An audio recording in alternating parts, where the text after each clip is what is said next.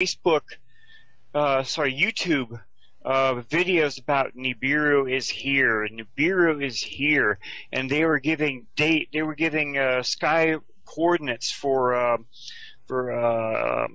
Google Sky Earth and for worldwide telescope, and I think there's 2 or 3 other free things. And I was actually looking these things right up on the internet, and everywhere it said to look for, NASA or someone else had blanked out what the whole image looked like. I'm sorry, go ahead. Oh no, I was just clearing my throat. Sorry about that, but I know exactly what you're talking about, Yeah, and that don't make any sense to me. Even though I've had some trolls come to me and try to make up good excuses for it, it's still no right. excuse for it. Well, I sent those coordinates, sky coordinates, into a friend of mine that's still at NASA. Can't mention his name or anything else about him. And he sent me back a DSS. This is an image of what you would physically see through a telescope. And this image is on your web page, probably in your chat room, where you have 5, almost 6 white dots orbiting around something. Okay, that really kind of set me going here. Okay, cool, because everything I mostly had read or heard about brown dwarf stars said a brown dwarf cannot be seen unless you're using infrared or microwaves. Now, let me give you just really quick a good argument that somebody has made with me. Somebody who I've classified as a troll. Don't get me wrong, but Sure. they did bring up one good point, and that is even an object that you would need infrared to see, if it got close enough, once it got close enough, like even like near where Jupiter is, I mean, we could see Jupiter because light reflects off it. So if it got Sure. close enough, we'd be able to see it, right? Yes, and it really works for something solid that had physically come into our system. Okay. Now we're stepping into a different part here. We're going to be talking about Nemesis. NASA actually imaged a lot of this stuff back in 2007, 2008, where they actually have a infrared image of our brown dwarf companion to our sun. It's called Nemesis. Nemesis has its own little system. Its system has 7 planets. Believe it or not, it does.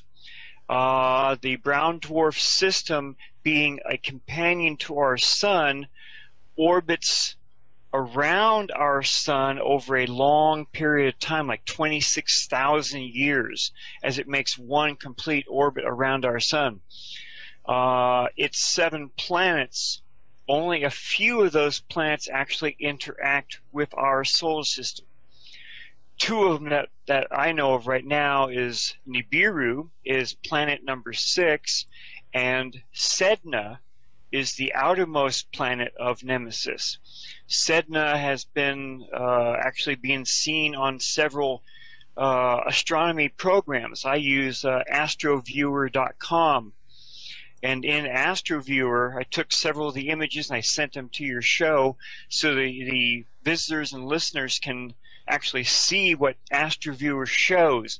It shows that Sedna has a massive orbit all the way around our system, and our system is down towards one corner of Sedna's orbit.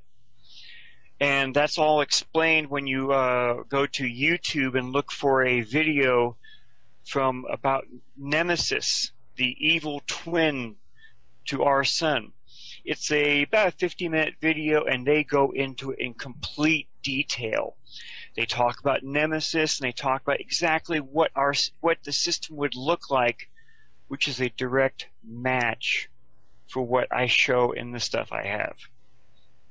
Fantastic. Now I've seen the picture with the objects that you were just talking about, and that is up on the website, so everyone can go. If you're in the chat and listen page, where it's probably where you are, if you're listening, then scroll down. You'll see a picture slider, and those pictures are in that slider for you to check out. Now, how do we know what that is? What that's a picture of? How do we know?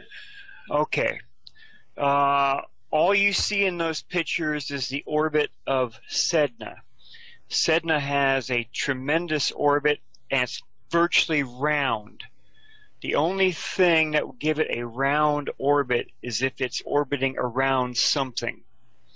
So something is missing right in the middle of that orbit. Another group made created a PowerPoint slide set of 8 slides a while back in 2009. Can't mention their name, from leaked information from NASA. And in those slides, they show the 6 planets which orbits around Nemesis, the brown dwarf. And 1 through 8 takes you from 2009 till December 21st of 2012. As of 2012, Nibiru, which was planet number 6, was only about 20 AUs. That's astronomic units, which is like from the Earth to the Sun, 93 million miles for 1 AU. And it said in there, it projected that Nibiru would be that far away as of December 21st, 2012. So if you take that image right there, put that within, I'm going to try and have that done pretty soon, and it will clearly show all 7 planets in this one system. Now I'm looking at the pictures now as they slide through, and so these graphs, who made these graphs with the orbits and such? Those were made by another group, which I can't get into because stuff was created by them. That's fine, but you know who created them, though. Yes, I do. Okay, good. And they clearly show all the planets orbiting 1 through 8. You can clearly see all 6 planets as they slowly orbit around Nemesis.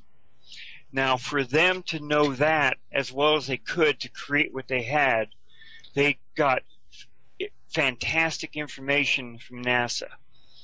And the person at NASA doesn't want anyone to know who that person is.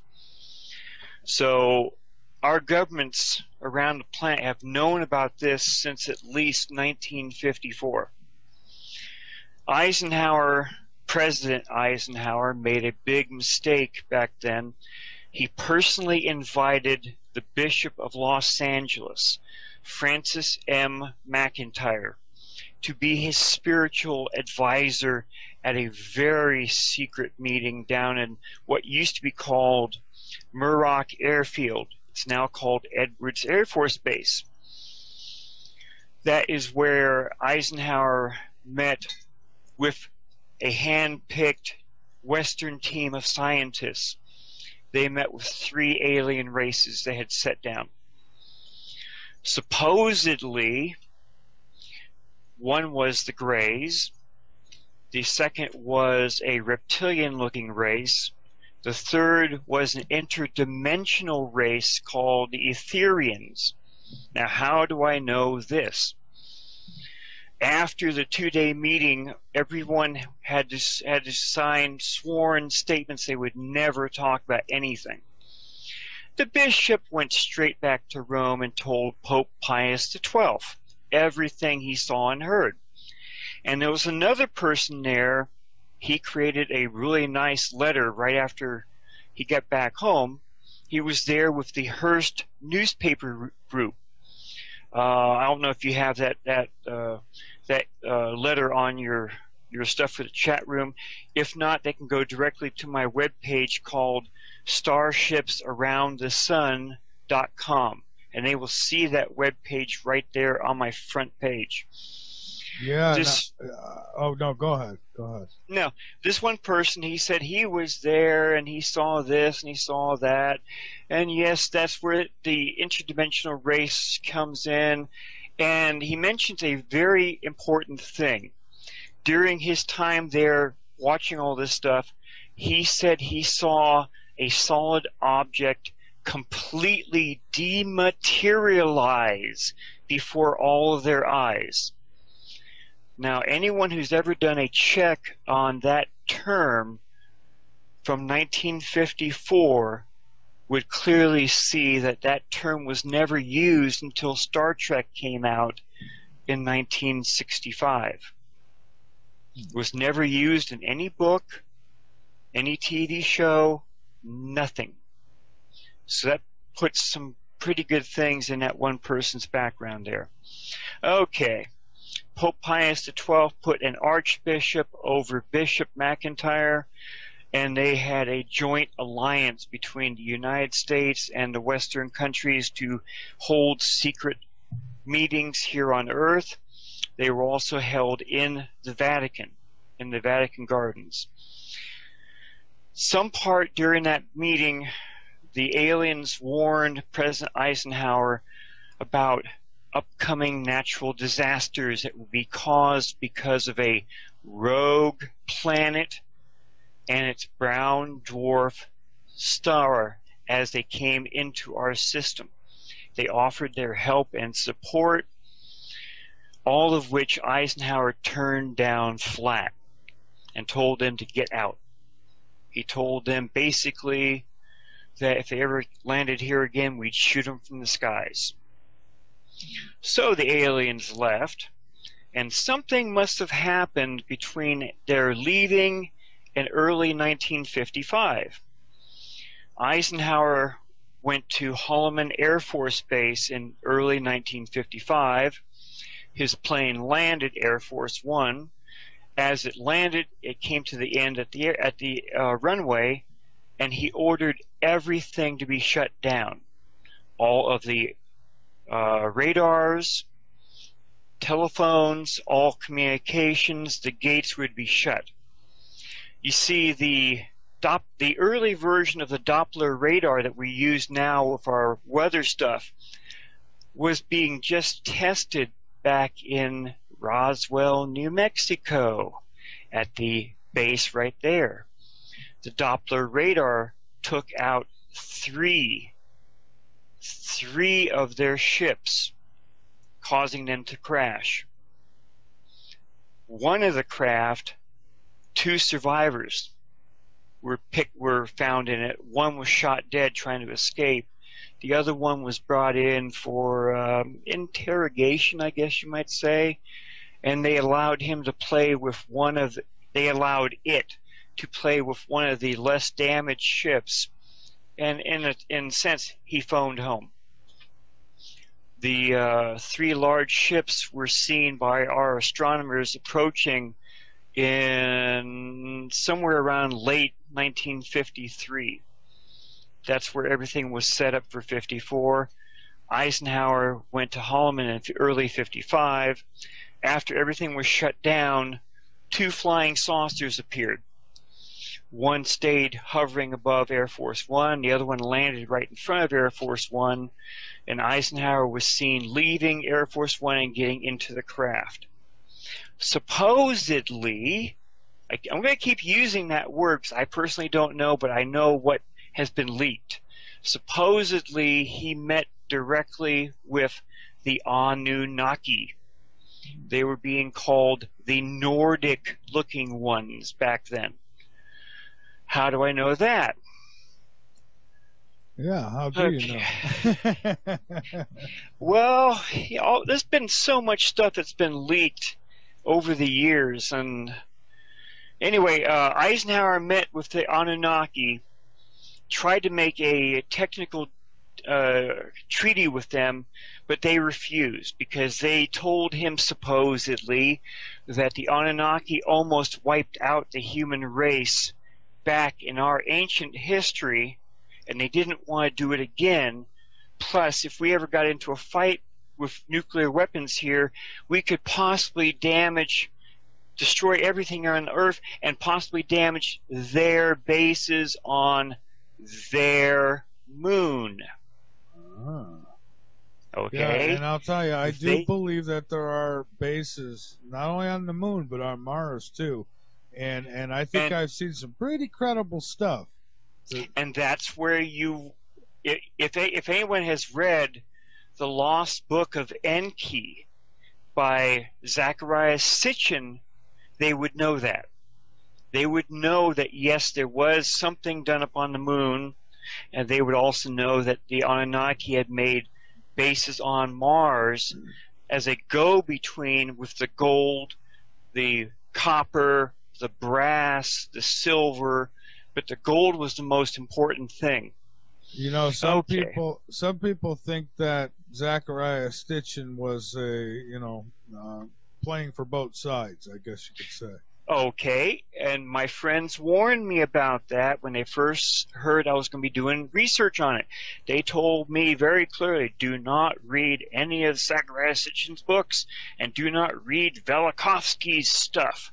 It's all BS. Hopefully I can say that here on your radio show. Oh yeah, BS is just fine. Now, were they Anunnaki, or were the Anunnaki reptilians? And I'm kind of jumping here, I'm sorry, but... I honestly don't know. I found no descriptions of what the Nordics were supposed to have been, other than they were tall, light-skinned, and they looked basically people that might come from Norway or Sweden, stuff like that. They're about 7 foot tall, give or take. That's the only description I've ever heard about them. Okay, I've heard several different things being addressed as the Anunnaki as being shapeshifters. Who knows? Okay, now, in early 2000s, the Vatican sent out a high-ranking Jesuit priest to go and talk to Christopher Barbato, an Italian reporter. They talked, and the high-ranking priest told Barbato everything that the Vatican has known since '54. And they were just getting worried because the governments around our planet were not saying anything about this stuff. And they were hoping that Barbato would, since he was writing stuff for UFO magazines, maybe he could get the information out in that way, and it would force the governments to come public with this stuff. Barbato's works were printed only in Europe and Italy, never here in the United States. There is a mass disinformation program between the United States and Canada. So we're not hearing any of this stuff. Barbato talked to his friend Lucas Scantamburlo, another Italian reporter, and told him everything that he could. He didn't want to tell him everything. Lucas Scantamburlo did some reporting and checked out everything, and then he did his own articles. Project Camelot, which some of your listeners probably know about or don't know about. Sure. They have YouTube videos up under that name, and they went to Lucas Scantamburlo, and he actually did a 2-hour video for them called The Return of Planet X. You can find that on YouTube, and if you click down after it says Show More, you'll see his webpage on Project Camelot. Click on that, and you can look. You can see. Here's the links for the 2 videos, and here's also the links for the text transcripts for video 1 and video 2, and several other things that he was in on. Lucas Scantamburlo did a really good job. I don't think, in my opinion, that the Project Camelot, the 2 reporters that were interviewing him, did a good enough job. They found out information, but they didn't press that information. They kind of BS'd it. And I was a little bit irritated when they didn't get as much information. They said in there that thing directly from him, and he saw what happened. Wait, he had to jump out of the spacecraft? Off the telephone pole. Oh, okay. Okay. See, President Eisenhower, he wanted to go public with all of this information in '54, but his hands were tied by Majestic 12. And that's mostly out of other people I've got research from, and from the leaks from the Vatican. So Eisenhower wanted to go public. So once he met with the Anunnaki and he found out that they still claimed the moon as theirs, he was so angered that supposedly, again, when he got back to the White House, he ordered that anything about aliens, flying saucers, were to never be mentioned in the White House ever again. And he handed the entire alien UFO stuff over to MJ-12. Now again, supposedly, later on during his term, he was supposedly overheard regretting ever doing so, because he didn't think MJ-12 was doing it the way he would have done. Now, when Eisenhower left office, he actually did a TV special, and he talks to the public. And in that TV special, he is hinting very strongly that the public never trust the big businesses and the military because of their connections with the MJ-12, or what other people call the other government, the outside government. The secret government. Yeah. The secret government. Now, again, there were very strong rumors that were put into writing. I've seen them on I don't know how many different web pages, that supposedly President Eisenhower spoke privately with incoming President Kennedy and told him too much stuff. Supposedly, early in Kennedy's presidency, he went directly to a lot of the military bases and refused to talk to the officers, but talked to the enlisted men about what was going on there. Now, the BBC did an article about 10 years ago, give or take, about was President Kennedy actually killed because of his knowledge about some of the alien stuff. I think it was a combination of things, but yeah.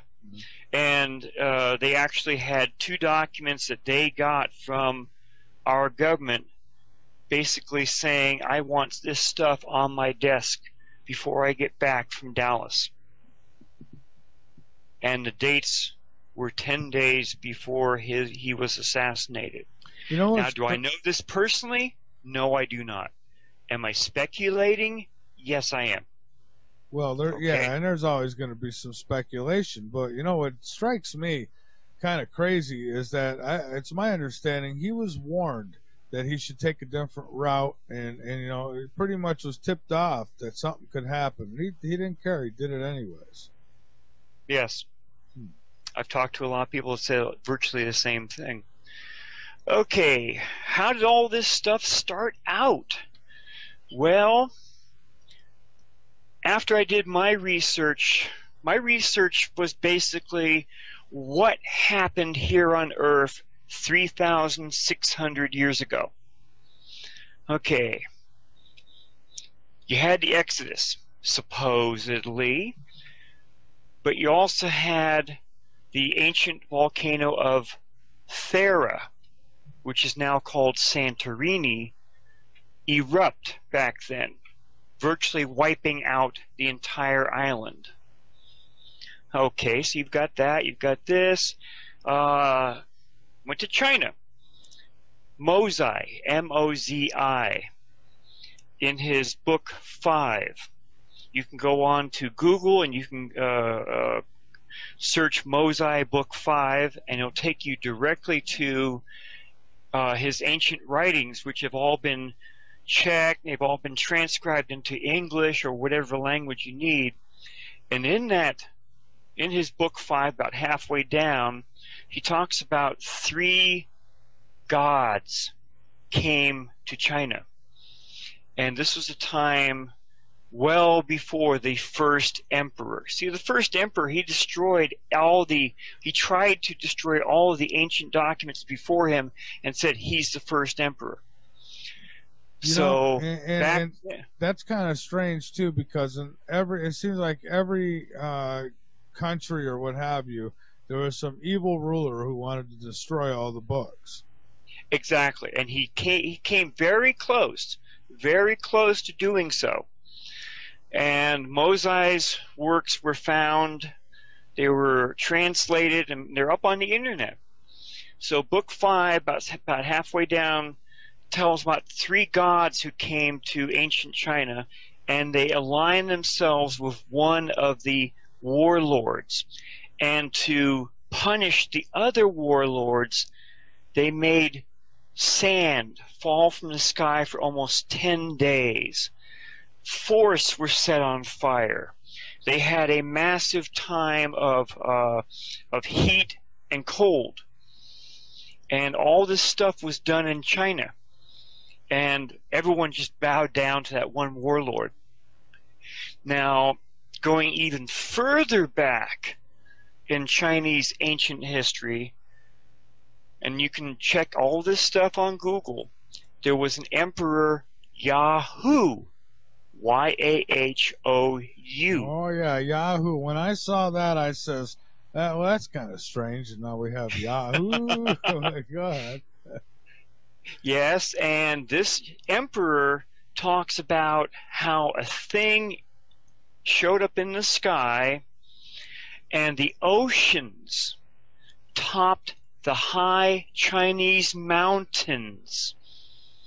And for 13 years, all the people that survived in China were ordered to drain the salt water from the high mountain valleys all the way down to the rivers and out to the oceans. It took them 13 years. And then he sent 4 teams. They had to look for where was north, south, east, or west. And they had to make a brand new calendar because the days had shortened. So there's plenty of ancient records that are still around. Okay, I found out all that stuff, and then I went and read Lost Book of Enki and Velikovsky's stuff, and it nailed it. Nailed it down, but good. Nibiru supposedly was going through our system for uncounted centuries until it accidentally got too close to a planet that was in the orbit where the asteroid belt is now. I don't know if it was called an accident. Tiamat. And one of Nibiru's moons... I'm sorry, go ahead. Oh, no, I was just saying, I was like, well, I don't know if it was an accident or not, but... Well, according to the Lost Book of Enki, and because my research, I just jumped right in line with Zecharia Sitchin. Lost Book of Enki tells it very clearly that during one of these very, very, very rare occurrences, the 2 planets got too close to each other, and Nibiru, one of Nibiru's moons smashed into Tiamat, breaking it into basically about 2 pieces. Small amount became the asteroid belt. The larger amount was kicked into a lower orbit, which is where the Earth is right now. One of Tiamat's moons followed what was left of Tiamat and became our moon right now. That is why the Anunnaki claim it, because they know how it happened and when. Okay, so they came here to Earth basically about 450,000 years ago. They were looking for gold to fix their atmosphere because it does a certain thing to the atmosphere. So they came here, they found it, but the Anunnaki did not like working with their hands here on Earth to dig up all the stuff. So they decided to create a worker race not a slave race. Very clear, Lost Book of Enki says under Anunnaki law, slaves were forbidden. So is that where this particular information comes from? From the book? Yes. Okay. The book of Enoch, tablets 9 and 10 go into great detail about how they were here on Earth, and because of a very rare alignment in our system of the 7 from the Earth out to Pluto, it altered forever Nibiru's flight path through our system, bringing it closer to Mars, also bringing it closer to the Earth the same way. The first time it went through, it caused a tremendous amount of damage. The second time it came, it was going to be coming through. The Anunnaki knew, because of their scientific stuff and because of all the stuff they put down in the cold white lands, which we now call Antarctica and South Africa, they knew that the second time around was going to cause great damage here on Earth. So the leaders, Enki, Enlil, Anu, which is the king of Nibiru, and their half-sister, which I can never pronounce her name correctly. They knew exactly what was going to happen, and they didn't want the Iligi, I-G-I-G-I, the ones that came down from Mars to Earth in the Lost Book of Enoch. They took the 200 females and kept them as wives. And the Nephilim were their children, the hybrids. Those were also what in our ancient history were called the gods. The gods, yeah. Roman and Greek mythology, they knew the Nephilim. It's also in the Bible about these giants that came down to Earth and grabbed 200 females and had kids with them, and the giants were born from them. That's the Nephilim, the gods. Okay. See, and before you go on, let me just say that I believe that there is a big G, and I call that God, the Creator, creation is, I think, the universe, and it's so big we can't comprehend it, we can't see it all. But what I'd like to know is, now the Anunnaki, how did they get created? And I want to dig back and get all the answers. I mean, where did it all start? I kind of don't believe there was just this big bang and here we were. That is a very slippery slope for anyone who tries to do research on any of this stuff. Any of it. And I'm going to be getting into it pretty good here pretty soon. Are you going to be taking a break now, or are you going to... yeah, as a matter of fact, we are artists. That's what we are. Nobody controls us. That's why we can talk about things that we're talking about tonight with my guest, Robert. And, Robert, we are back. And so many places to go tonight. Where do we go next? Okay. If your listeners want to look at some of the stuff I have, these are all NASA, SOHO, stereo ahead, stereo behind, satellite camera images, and they tell, for those who see what they want to see, part of the picture. They can go to starshipsaroundthesun.com, and they can click on the photo section, and you have at least 20 pictures right there out of over 3,000 images I currently have. Okay, don't want to get you too tied up here for just ancient history, but the Anunnaki are clearly in our ancient history. The Anunnaki, people did many wall covering type things, nicely carved out to show them. You probably have seen them every once in a while on Ancient Aliens, some of the other shows. There's one image which I didn't send to you, and I'm sorry I didn't, of an Anunnaki carved onto this one piece, and he's pointing towards something up in the right-hand corner. But right on his chest is a beautiful cross, and it's a special-looking cross. And I had to research the heck out of that, and it's called Cain's Mark.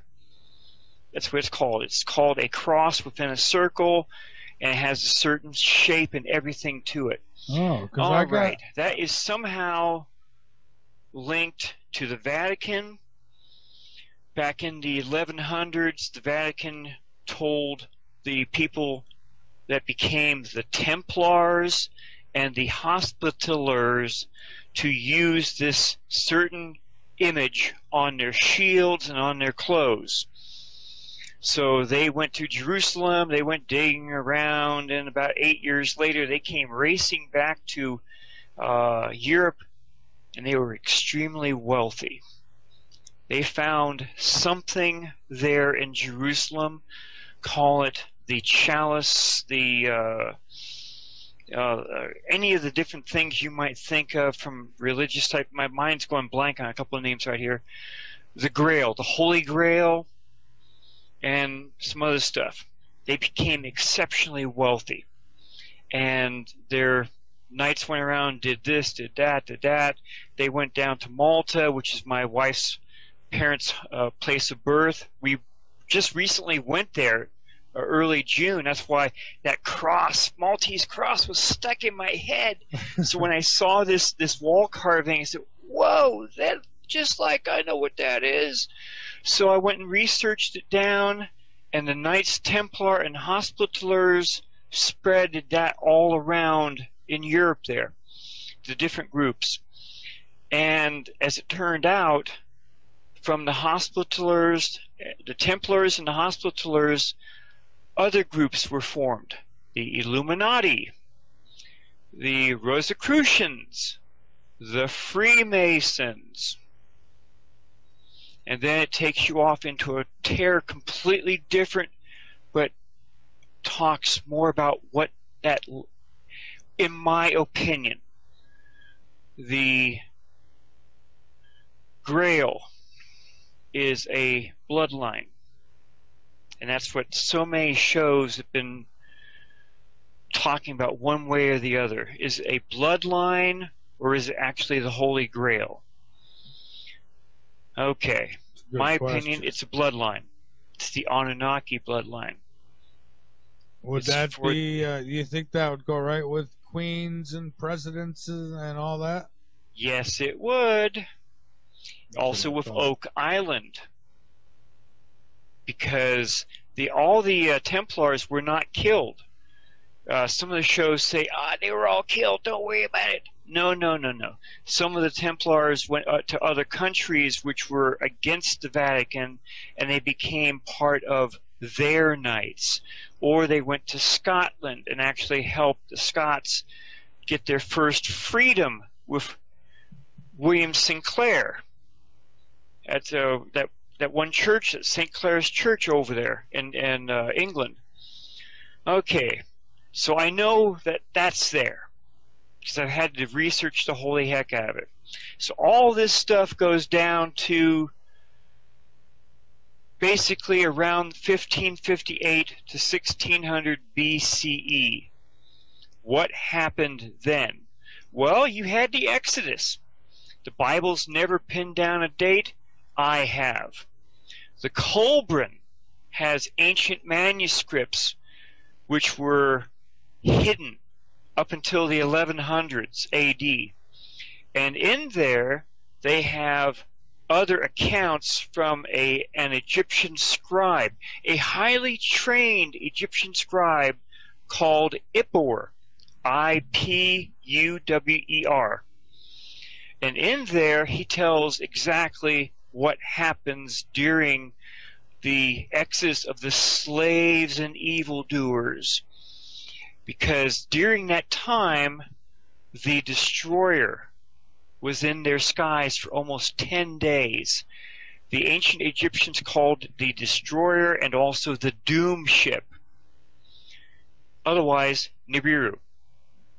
It rained fire from the sky, it did this, it did that, it caused these plagues to happen, and oh, by the way, rocks falling from the sky caused the destruction of the palace of the pharaoh and killed his firstborn. So are you then saying that Nibiru and Planet X are two different entities? Because if you are, no. Oh, because I got to thinking maybe Nibiru was like letters on the side of some giant mothership. No. And that has been part of the misrepresentation and misunderstanding all this. Nibiru is the planet of the crossing.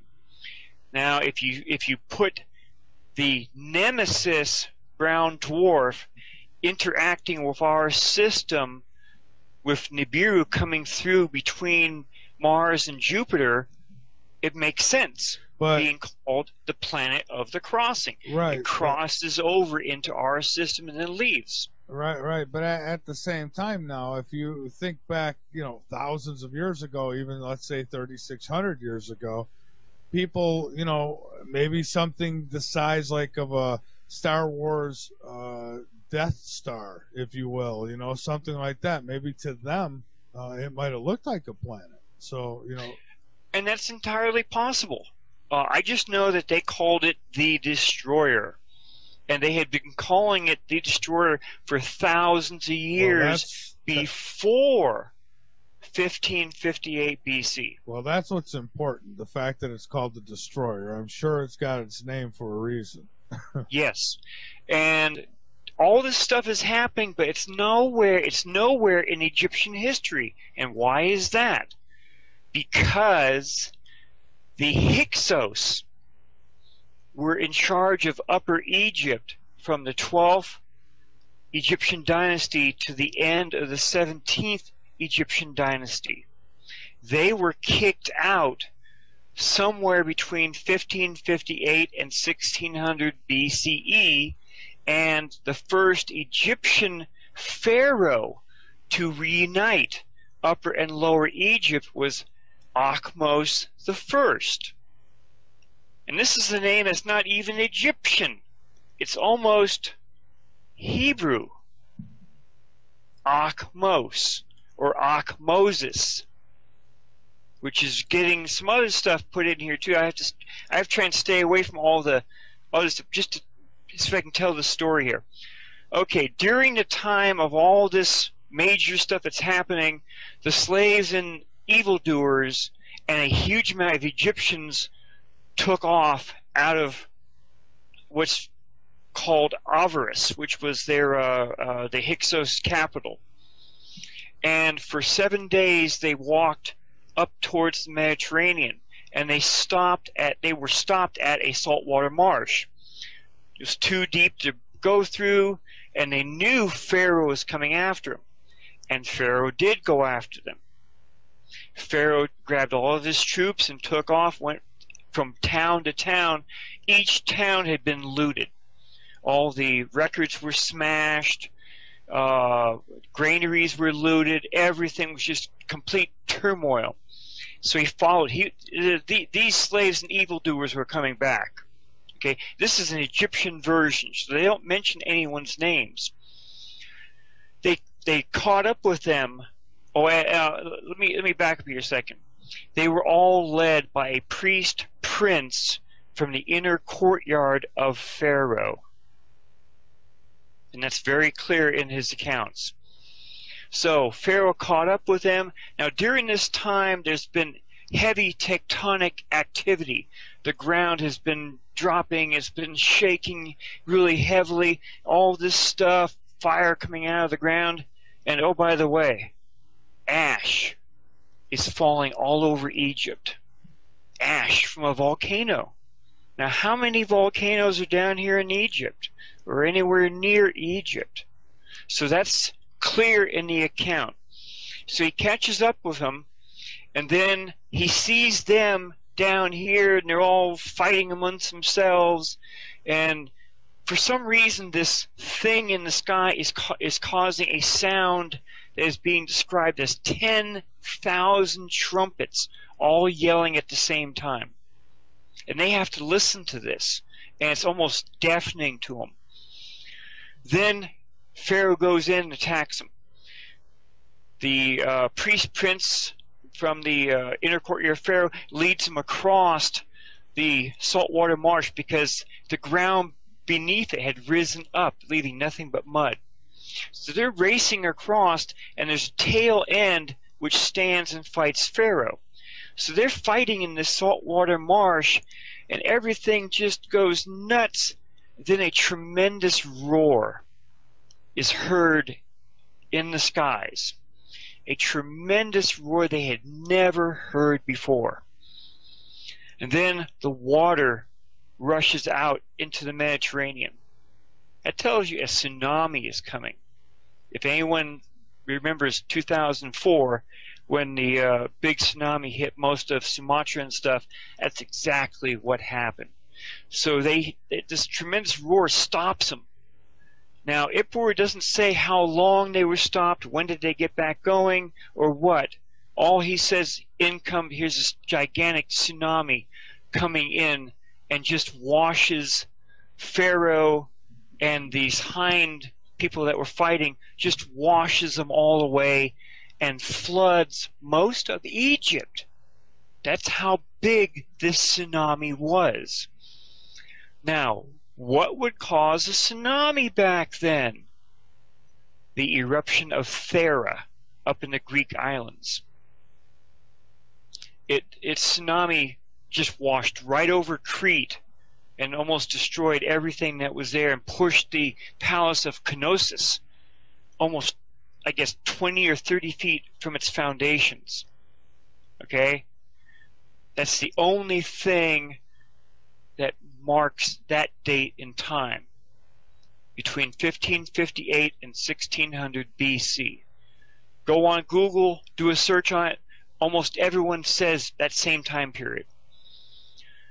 The remnants of the chariots were found at the bottom of the Red Sea about 20 years ago, and they date to the end of the 17th Egyptian dynasty, right then and there. Ahmose I was pharaoh in 1550 BCE. There's another thing your listeners can go dig up. It's called the Tempest Stela, S-T-E-L-E, of Ahmose I. Now, this stela, Ahmose had ordered being built to commemorate everything he had to rebuild in Egypt. So many things were destroyed or undermined, and it's all in hieroglyphics. And oh, by the way, the pyramids had collapsed. In Egyptian hieroglyphics, the pyramids had collapsed. Anyone that looks at the 3 pyramids down there, they all should be wondering why the outside stuff is not there, and only one of them has stuff way up there at the very top. Well, I'll tell you another question I got about those pyramids is, why are there pyramids, what appear to be pyramids on Mars as well, that would almost match what we've got here on Earth, right? An excellent question. If supposedly they are pyramids. And if they are, and NASA hasn't been telling us, just like that face that was seen on Mars, and they went back years later and they took another picture. Nah, don't worry, that it was just a fate. It was just a funny trick of light on that one day. But there is a big base up there, and I know it's there. I've seen the pictures of it. I've read remote viewer Dr. Courtney Brown's account of it. Oh, yeah, we just had him on, I think a week ago. He is fantastic, and I'll be getting back to him in a little bit. Anyway, so Nibiru was here between 1658 and 1600 BCE. No ifs, ands, or buts. Now we race to the future. Eisenhower met with them in 54, 55. Supposedly all the secret meetings are still being held. The Vatican knew everything about it. All the popes knew it after Pope Pius XII.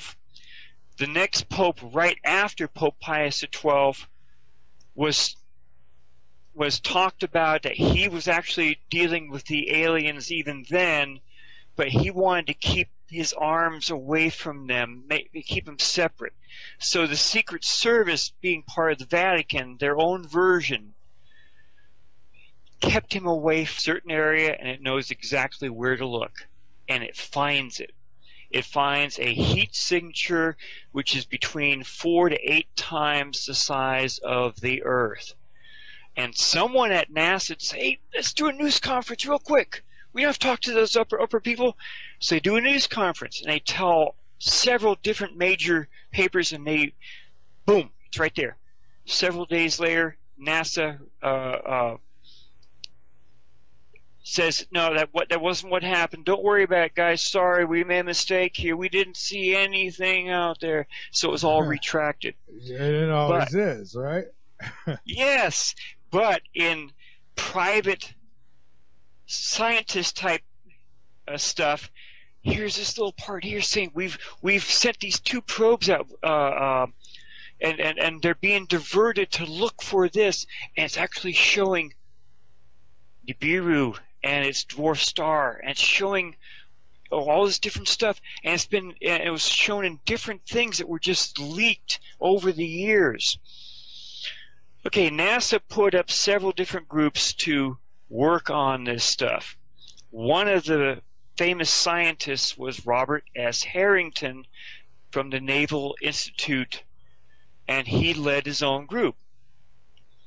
I don't have the names of all the people that were in his group, but I have some possibilities. And the 2, okay, Robert S. Harrington had a falling out with NASA. It's very clear. And he was going to go public with everything he knew.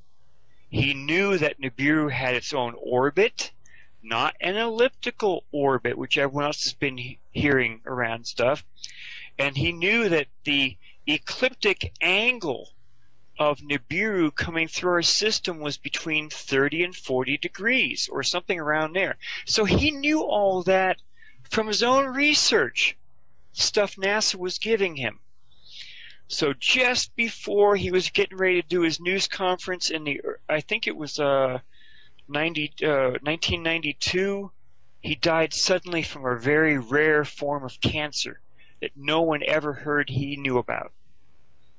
Just like the movie 2012, when the dude from the Louvre was killed accidentally or deliberately before he was going to hold his own news conference. See, Hollywood has been dropping hints for a long time now.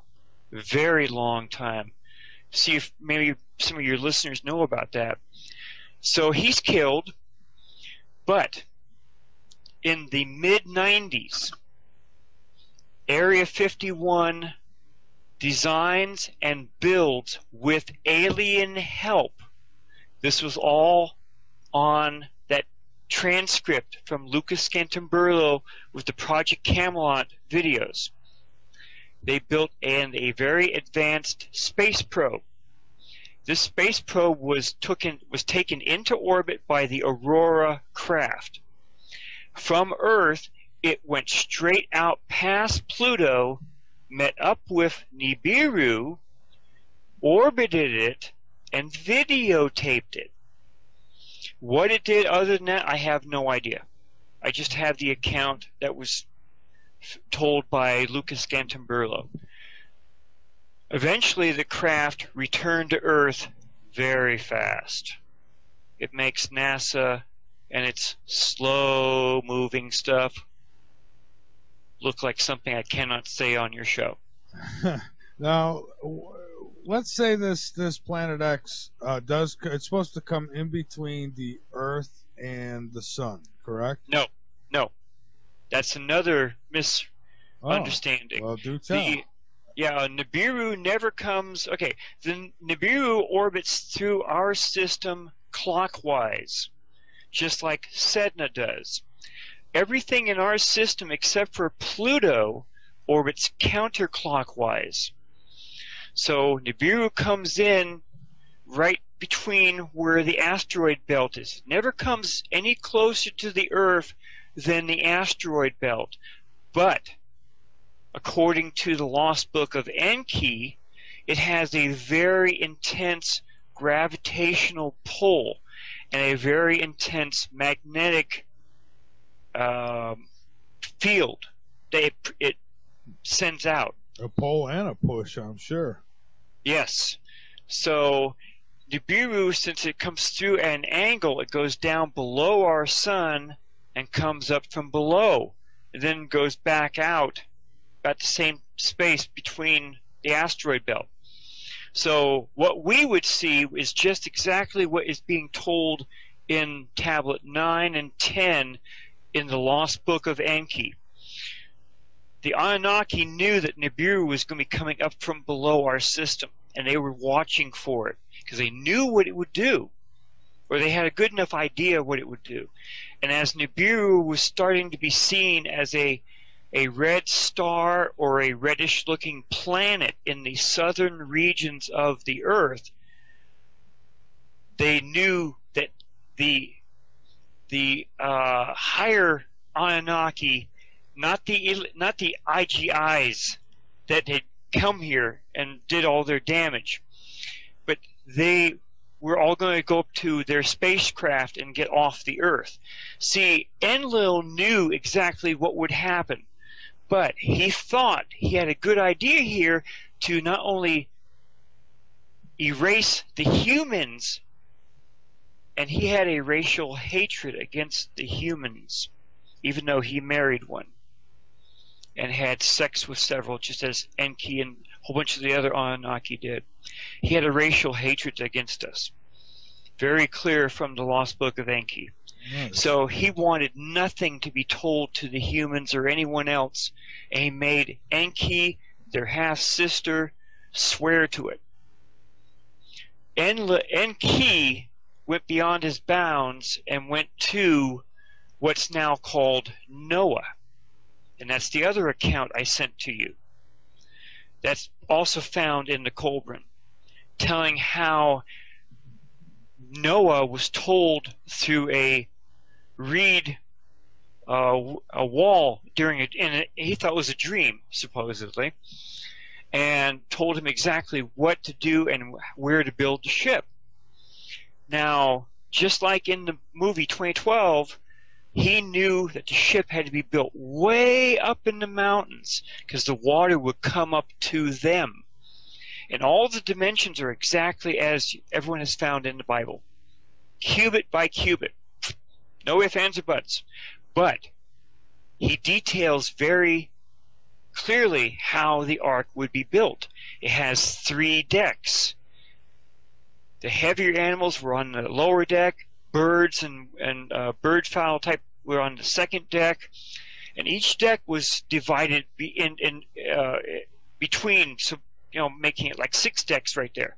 The third deck had the king, his personal family, and it just goes right down the line telling he had this person, that person, all the way. Each craft that they could do, making beer, making this, making that, dancing, God knows what. They grabbed one person that was a specialist in all of this, and they were to be on board the ship. They also allowed to have the last, I think it was 6 strangers that were anywhere near the ark before they closed the doors.